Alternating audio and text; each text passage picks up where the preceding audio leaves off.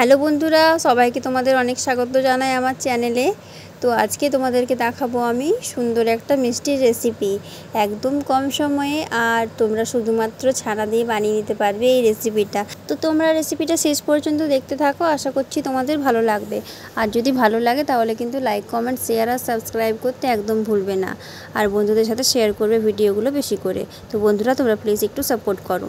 তোমাদের বাড়িতে যদি কোনো অতিথি আসে তাহলে কিন্তু শুধুমাত্র দুধের ছানা বানিয়ে নিয়ে তোমরা এটা বানাতে পারবে। তো চলো দেখা যাক কীভাবে বানাচ্ছি।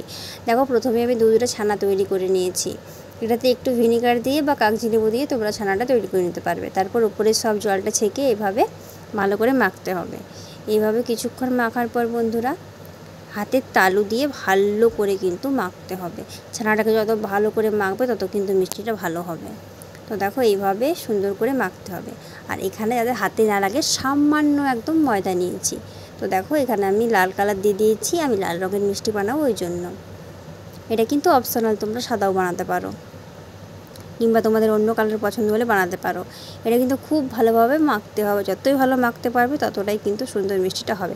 তো দেখো, এটা হাতে লাগছে না, মাখা হয়ে গেছে। এরপর আমি ছোট ছোট করে এটা লেচি বানিয়ে নিচ্ছি। এইভাবে ছোট ছোট করে মিষ্টিগুলো আমি বানাবো। তো দেখো, লিচিগুলো বানানো হয়ে গেছে। এরপর মিষ্টিগুলো আমি বানাবো একটা একটা করে। এই দেখো, এইভাবে ছোট করে বানিয়ে নেব। এটা কিন্তু ছোটোই বানাতে হবে, এটা ফুলে কিন্তু বড় হবে মিষ্টিটা। তো বানানো হয়ে গেছে আমার সবগুলো। এই দেখো, এরপর দেখো এখানে নিয়েছি জল আর দিয়ে দিলাম চিনি। এখানে চিনির সিরাটা আমি তৈরি করছি। মিষ্টিটা তো হয়ে গেছে, এখানে কিন্তু ভাজাভাজির কোনো ঝামেলা থাকছে না।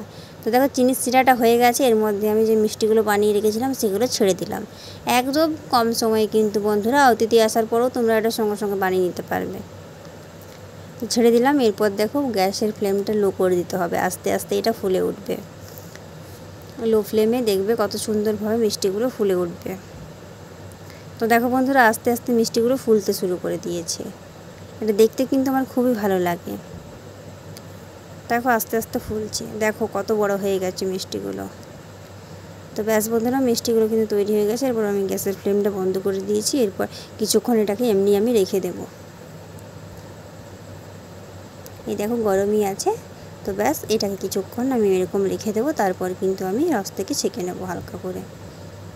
তো দেখো, তৈরি হয়ে গেছে আমাদের আজকের মিষ্টিগুলো। কেমন হয়েছে বন্ধুরা অবশ্যই কমেন্টসের মাধ্যমে জানাবে। দেখলে কত সহজে আমি বানিয়ে নিলাম। এটা কিন্তু তোমরাও বাড়িতে ট্রাই করো। অতিথিকে খাওয়াও, নিজেরা খাও, বাচ্চাদেরকে খাওয়াও। আশা করছি সবারই খুবই ভালো লাগবে।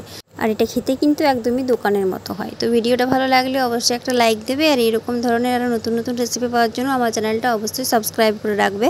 আর পাশে থাকা বেল আইকনটা প্রেস করবে আমার ভিডিও নোটিফিকেশন সবথেকে আগে পাওয়ার জন্য। তো তোমরা খুব ভালো থাকো বন্ধুরা, দেখা হবে অন্য কোনো ভিডিওতে। তোমরা খুব ভালো থাকো, সুস্থ থাকো সকলেই।